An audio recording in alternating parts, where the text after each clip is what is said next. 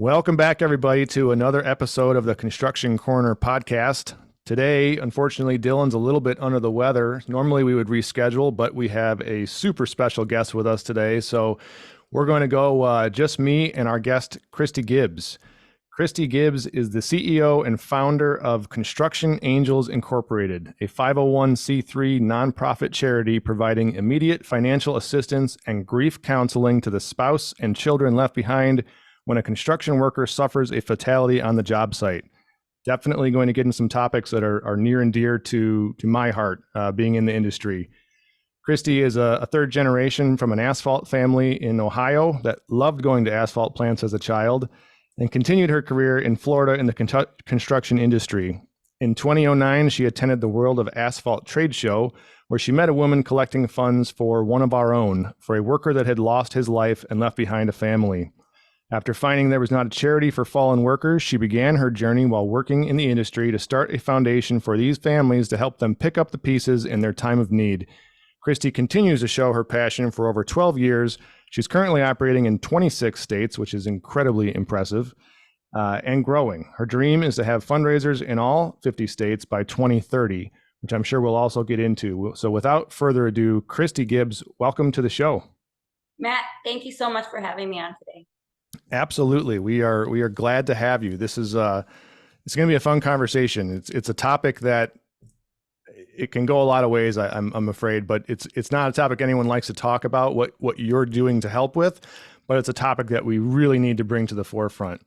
So before we really dig into what you're doing today, why don't you give us a little bit of background about how you got started in the construction world? Sounds like you had some, you were pretty close to the asphalt industry, but why don't you give us a little piece of how you came into this industry? Honestly, I was born into this industry. It runs in my blood. My mother tried to get me out of the industry. She says, "You will not work for the family. You will go to school." So I went to school and I ended up coming out and doing what I went to school for, marketing in the construction industry. So I figured I'd kill two birds with one stone, and I still wound up in construction anyway. And it just, I worked in the last, the first 6 years while doing the charity. And then it just became a time where the charity became too much for my, construction paying job. And I had to sever the ties and just continue moving forward. And I had no idea I'd be where I am today. Well, it's pretty amazing what you're doing. And I mean, the fact that you came up in the construction world, I think it only helps you really to probably understand and get a grasp of the gravity of the nature of this industry, right? And the inherent risks that are involved in what we do every single day. So let's just jump right into it, because it's, Construction Angels Incorporated.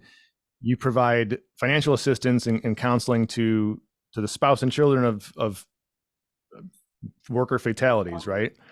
How many deaths per day are currently taking place in the construction world? Is that a figure you know? There's, according to the Bureau of Labor Statistics, there's approximately 4.5 construction workers per working day, not per day.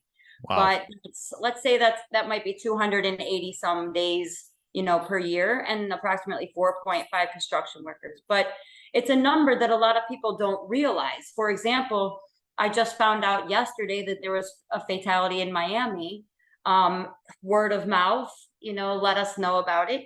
And that's what we're here for. And then we try to find the company and reach out to them. And we offer $7,000 to the spouse and children. If there is not a spouse and children, somebody still has to pick up the financial pieces. And so we provide $2,000 in angel support to like the brother or the mother, whoever is going to handle that responsibility. We offer up to $1,000 in grief counseling per family. And we also offer scholarships. So if a child lost a parent due to a job site fatality, they can apply every year to anything that they want to go to school for. Then we have a scholarship for kids that are trying to retain their education in the construction industry. They can also apply every year. And the third scholarship is for educational organizations that are benefiting our construction industry, trying to educate people about it. So if they need additional funding for things, they can apply for us as well. That is awesome. I'd done some research on you and your foundation. Obviously, I did not realize all the scholarship aspects, what you do. That's a whole side, amazing part of this that I want to get into a little bit. But before that, so with the fatalities, with the help you provide to the families, you kind of mentioned the accident in Miami recently. Is that typically how you find out about it, or how the family finds you, is just word of mouth, or how does that usually work?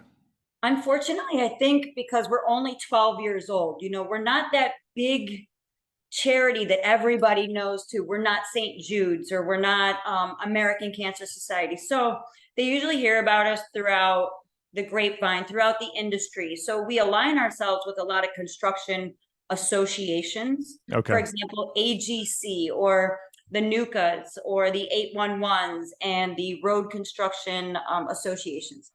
They find out about us, they also support us, and then when one of their members has a fatality, they reach out to us, or people will send us via social media or email. They'll send us news links about something that happened.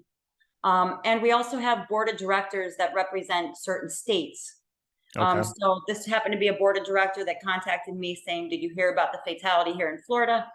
And unfortunately, what we really want is for that company to recognize who we are and say, I'm going to go online and complete the assistance request form, which takes about 3 to 5 minutes to complete. And once we have that, we send it to the committee, they approve it, and then we forward it on, and then we cut them a check. Or if it's somewhere we're local, we can actually go to them and hand them a check, take care of it that way. But we always reach out to them, offer grief counseling. They might not be in that time of frame at that moment. Their Sure. first week is really their hell week, you know? I can imagine. Yeah. So, and then we also let them know about scholarships and try to keep them in the loop with any upcoming information about, you know, apply for our scholarships or whatnot. So, Okay. Amazing. Um, so how do you raise the funds that you're giving away? Is it all fundraiser based, I assume? so most of it is fundraiser based. So now you're getting into the fun stuff about what we do, the lighter topic of the conversation. We have a lot of outdoor events since COVID. Golf tournaments, clay shoots, 5Ks. We recently had our first fundraiser in Colorado where we did a 5K cornhole and kickball tournament, and it was really successful. I was Nice. surprised. Yeah, so we've done that. Nuka of Las Vegas is doing a backhoe rodeo in October. So there's been, some different things that are coming at us. Gilbane does a fishing tournament for us in South Florida. We're talking to other states about doing other different types of events and just, expanding into other states in 2024. So fundraisers is our main way to fundraise, but then we have an easier way, which is 100% to whatever state or national, and that's our state sponsorships or our national sponsorships. So if somebody wants to go to our website, in the top right-hand corner, they can go to national sponsorships, and in every email blast that we send out, their logo goes out on it. They're on our website. We recognize them. They can come out to any of our events and participate.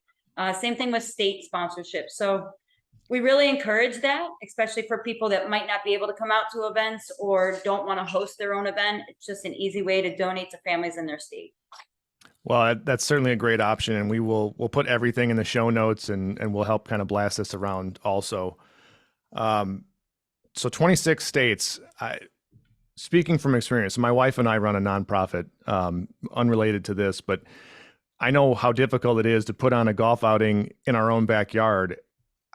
Talk about how to organize these events, the outings, the clay shoots, everything in 26 states from South Florida, where you're based. Do you travel to all of these?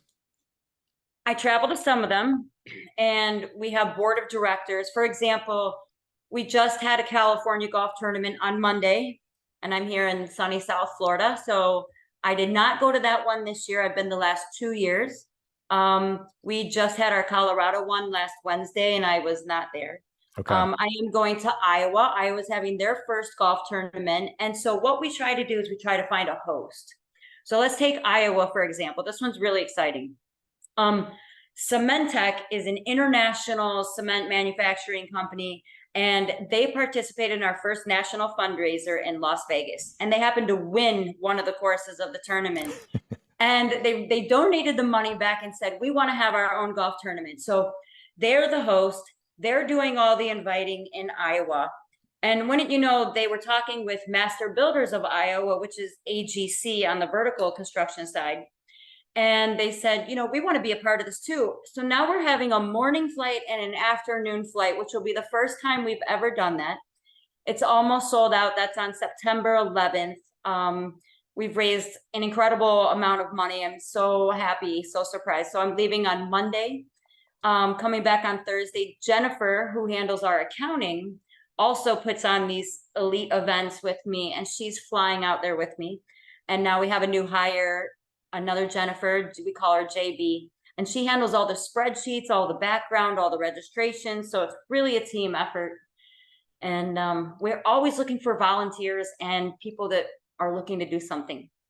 Well, that's incredible. We have some listeners actually in Iowa, so I'll poke them after we hang up here today and make sure they're taking part in that. 2 flights, that's a huge outing. That's really big. Yes, it is. And it's almost sold out, and we are so excited. But if you do want to register, you can go to our website at constructionangels.us under events, find Iowa. And I think the morning registration is closed, but feel free to come out or participate or sponsor something. Perfect.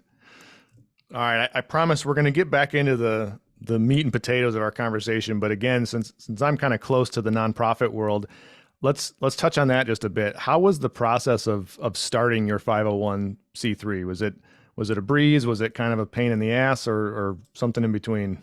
I really wish there was a booklet on this. As you know, it just didn't come. It's like, when you have kids, there's no booklet on it. So somebody should really make a booklet on it. But I started out with this idea from World of Asphalt that I already thought was a charity. So I had no intention of starting a charity. Okay. So during this time that I'm trying to put together a charity, I'm writing out a business plan of how I think this is going to go, which it's changed over the years so much. But I needed the initial business plan. And then I went to the tax form, which is all the boxes that you need to check off. That's what I should have done first. And that's how I should have written my business plan. So anyway, that's what I would suggest to anybody trying to start one is, find out what is required of a 501c3, print that out, and follow all the directions of filing a 501c3 and what's required, and have an actual mission. Have a clear point of exactly what you want it to structure. And I started very small. We deal with help, providing immediate financial assistance and grief counseling to the spouse and children. End of story. So just keep it small. I started in South Florida, but our second fatality, I think, was in the Panhandle. So at that point, I realized our construction industry works throughout the state. So that already changed, a little bit of the plan to go state by state. And we've kind of grown and evolved every day. We've learned something new, I think. So it's a lot of learning. But if somebody wants to ask questions, I'm always here to help. You can email me at Christy@constructionangels.us, and I'd be happy to help. Wonderful. So do you have to update your charter every new state you go into? So I'm sorry, I should have touched on that. Every time we get into a new state, we have to register in order to solicit donations. The accounting side of things, Jennifer McCloskey has to register. We do an audit every year, which thank God we've passed with flying colors every year. And we file our 990, and we make sure that every state is up to date, because different states have different requirements of funds. So we just try to keep everybody, send them all the same thing, because some of them are way higher than others. So our nonprofit, we provide automatic CPR machines to local fire departments. Wow. And it was a giant pain in the neck to get it all set up, all the paperwork, the lawyers, the fees. And at the time we didn't know what we were doing. We just, it's my 9-year-old son actually wanted to start this, and we raised a bunch of money up front. We bought one of these things and we wanted to give it away. And then the snowball kind of started rolling. It was after that first one that we learned that in Michigan, we have to file with the IRS and the state for a gaming license, because we do raffles and 50-50 and all that sort of stuff at our outings. And it wasn't that it was difficult necessarily, but it was just so much paperwork and so much time involved that we had no idea. So I would echo what you said, Christy, and really plan this thing out and structure what you want to do. That's another kind of issue we've had, is that we were very, very, very specific in our charter and what we were going to do. And it's specifically to provide these life-saving devices. Well, we've wanted to kind of branch out and get a little broader, and it's really difficult to do that with the one nonprofit. We could probably start a different one for easier and for less cost than it would be to change what we started the charter with. So definitely do your business planning and fill out all the forms before you embark on that sort of thing.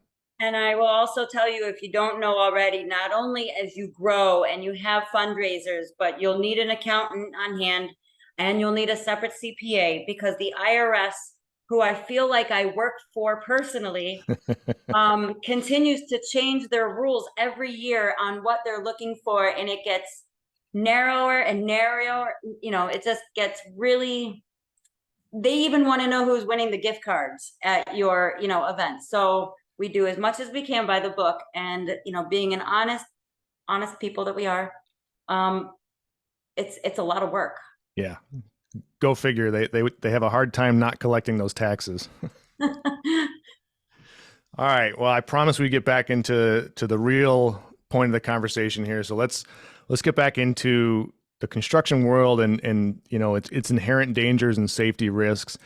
4.5 people a day seems just astronomical. And when you really think about the numbers, why do you think that is so high? Why do you think this is such a plague in our industry still? Because we are the highest, I believe. Yeah. So out of all the different industries that there are, I think ours is counts for 20% of the fatalities of all different industries combined together. And I think we are one of the highest industry fatality rates, but it's because our job is so dangerous. And I can tell you, as people are flying through our, work zones on the road, not paying attention because they're in a rush to get to their job. Well, we're just concerned about going home and trying to make sure that our job sites are as safe as they possibly can be. But there's things that we can't account for. Mother Nature, there's, slips and falls. People have accidents. When you get in a car accident, purposely get in a car accident on purpose. Well, we have those same accidents in construction. We also have things like drunk drivers and texting and driving, and proper wearing of your personal protection equipment, and, just having the right equipment. But we do a lot of, we invest a lot of time as an industry in safety training. And I can tell you that a lot of the different families that we've helped out, some of them were preventable. There's a lot of them that we've helped out that were not preventable. We've helped out workers that were struck by lightning. I mean, workers that were on a roof struck by lightning, helped out workers that were picked up by a tornado and thrown down. Like a bridge just collapses. I mean, things that, you wouldn't typically find that you're personally at fault for doing. But I can tell you that one thing we do talk about all the time is cutting corners at work. If you're cutting corners and saying that you can get it done faster or you can get it done better, and you're not doing it the right way, it might not be your life you take, but it might be somebody else on the job. So, Absolutely. And that, as a construction business owner, knock on wood, thank God we've never had a fatality on a job site, but I can only imagine the burden that would put on my shoulders for the rest of my life. And that's secondary to the burden that it puts obviously on the families, the surviving employees. I mean, everyone. It's just a terrible, terrible thing. To kind of go back, you started talking about, work zone construction, road construction, and obviously you, from an asphalt side of this, you're probably more used to the horizontal construction where we build buildings. So it's a little bit different risks involved. But do you know by chance what the leading accidental cause of death is for the industry at a whole? At a whole, no. I know slips and falls, electrocutions, I think they call it run over or trapped, where it's actually like from an Yeah. automobile or from some type of equipment. I know that there's four hazards, but I can't piece out which ones are indifferent. Like we've had crane collapses, we've had concrete collapses, we've had equipment backing over people is a big one. Um, geez, I can't name all of them, Okay. but I can tell you that it's a dangerous industry. It's a fun industry. It's a well-paying industry. And you can come right out of high school and learn your way up. And you don't have this, 60,000 plus, student loan, not deterring people from going to school or getting an education. But, if you want to come right out and provide for your family and have a family at a young age, or, not have that debt and make a great living or own your own company one day, this is how a lot of us get started. Is we were born and raised into it, or we worked with our friends who were in it. I mean, everybody knows somebody who's they're either related to or friends with in construction. Without a doubt, that's how I got started. I had a buddy who was a carpenter on a residential crew, and he brought me on board. And I've been involved in the industry in some way ever since. And I think to your point, yeah, we talk a ton on the show about getting kids involved in the trades, making the trades cool again, promoting the blue collar culture. There's a huge available benefit to people. And I don't mean this conversation that you and I are having today to be scary or to ward people off. I think it's as much the responsibility though of the employee as it is the employer. Granted, as the employer, as a business owner, we have different responsibilities for keeping our job sites safe. But at the end of the day, we all need to make sure that we all go home. And as long as you're doing that and you're being safe, you're being proactive, and you're doing everything you're supposed to, it's really not that dangerous of a place to be as long as you're doing those things, right? Right. There's toolbox meetings you could have for your companies. There's safety trainings. There's, excuse me, OSHA trainings. I know my family has one big one every year, like before they start their season, they have a big safety training one. They also turned it into a mini fundraiser for us. But every company I think does that. The company I used to work at, which did all different types of trades, had a toolbox meeting every Monday morning at 6 a.m. It's just important, and I know that we do that in the industry. If you're not doing that, it's definitely something you need to incorporate. There's plenty of materials out there you can either get from a local association or another company, and even our competitors are very friendly. So if you don't have something, go get it from your competitor. Yes, and I mean there's so many free resources for that, for toolbox talks. Our guys do them weekly. I don't remember what day they're on, but that's a requirement of ours. But part of that too, and I'm glad you brought that up. I assume you work with both residential and commercial, regardless. So All construction trades. so I started in residential as a young kid, at 18 years old, and I was hell bent and stupid and didn't need anybody's rules.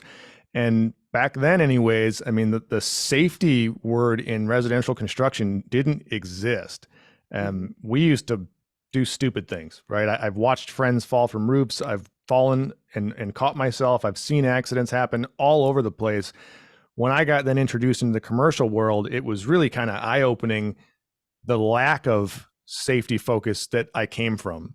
Because in the commercial side, OSHA cares a lot more about the commercial guys because they're bigger, they're easier targets, but they're also bigger employers too. There's more people involved, there's more life involved. So on the commercial side, it's always been, in my mind anyways, a much more focus on the safety side of things than residential. Do you see more accidents on the residential side, or do you not constitute between the two? So I think we don't have that many. Okay, I can't say that. So maybe not many residential home builders know about our charity, but the general contractors know about us more so. But the people that know the most about us is the road construction industry. I don't know why. It could have been, I don't know why. But either way, we're here for all trades. When those two workers were doing a roof repair, that was a residential home and they were struck by lightning. but I want everybody to know about us. Matter of fact, we just made jar openers so we could get our name into the homes, so that the wives and the children say, what's Construction Angels?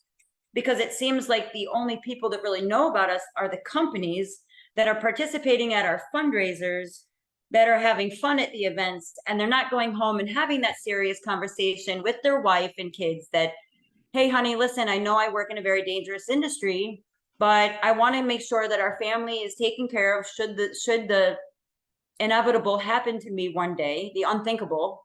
And I'd like to make sure that my family is set up, and I have my living will in place, and I have a life insurance policy, or think real. Some companies do have a death benefit. Some companies have 401ks. Some companies who are maybe an owner, we helped out an owner of a concrete company that did not self-insure himself, and he was the one that was killed. Yeah, so we don't think about a lot of things sometimes, but we have to think about it in our industry. I have a living will and I don't even have kids, so you know Well, it's all about proper planning, right? I mean, it's planning your day, planning your tasks, planning your job sites, and safety falls into that in a very big way. And it's an unfortunate thing that we have to deal with. And I'm not speaking for you, but I'm guessing that much like most people in this industry, we would love it if you didn't have a job doing what you do, right? I've heard that so many times. Matter of fact, I worked at a concrete cutting company for years, and they said, you know what? We hope that we never have to call you, because it means they made a mistake. Yeah. Well, so now I hear it that they hope they never have to call me because they don't want to call me for a fatality. And I understand it. I don't know why nobody wants to call me, but I think I'm a likable person. But I get it. I understand. I wish you guys would all put me out of business, but I think we do know that there's always going to be a need for this, because it's not always going to be a worker's fault. We can, like I said, we align ourselves as a charity along with all those other associations that have those training abilities. They have those training conferences, the safety conferences and awards. Because they have the money and the members to put that on, and then they come out and benefit us. But I definitely think it's important, and that we preach safety every day, that we talk about it, that we pay attention to what we're doing. You have your subcontractor meetings, and you go to those, and you qualify yourself for each of the job sites when you have to. You get your hard hat stickers or whatever you need to. Yeah, it's all in jest. We don't want to put you out of business, but it's something that we all need to work towards as an industry, as everyone involved together, from the owners to the day laborers to the consultants and the charities. It's up to all of us to make sure that everybody's going home. And yeah, to your point, accidents happen. They're going to happen. If that unfortunate accident does happen, how do people get a hold of you, Christy? An easy way, if you don't have time, just remember, contact @constructionangels.us. So .us is for United States, because right now my goal is only in the United States, but contact @constructionangels.us. Otherwise, you can go to our website at constructionangels.us, find out more about us, go to the About Us, go to media page, find out, watch some of the podcasts or videos that we've done at ConExpo. Look at our events, maybe find out that there's a state you're going to be in, or maybe your company has multiple locations in multiple states. Please feel free to register for those events. We're already planning for one event in October of 2024. We have May already packed for 2024 events. So we have plenty of things to do that anybody can get involved with. We're always looking for gift certificates or raffle prizes or volunteers, as I mentioned. If you don't want to get involved, but you just want more information, or you'd like to make a one-time donation, we have a donate tab. You can make a one-time donation, either name the location, the state you want it to go to, or we'll just consider it a national donation. And so far, we've been able to help out quite a few families in other states that we don't have fundraisers because of our national fund. That's very interesting also. So you got it there, guys. Constructionangels.us, right? Yes, .us. Okay. Christy, I really appreciate you coming on the show. It was a good conversation, and I think it's, like I said, it's a topic that is crucially important these days. Any last words you want to add before we part ways here? I just want to say thank you so much. Really appreciate being on the show. Thanks to all your listeners. And if you want Construction Angels to come to your state, reach out to us. I look forward to hearing from you. Excellent. We will push this around. We'll put all your links in the show notes, and we'll help get some more donations and hopefully events coming our way soon too. Thank you, Matt. Thank you. Christy, thank you very much. We'll talk soon. Okay.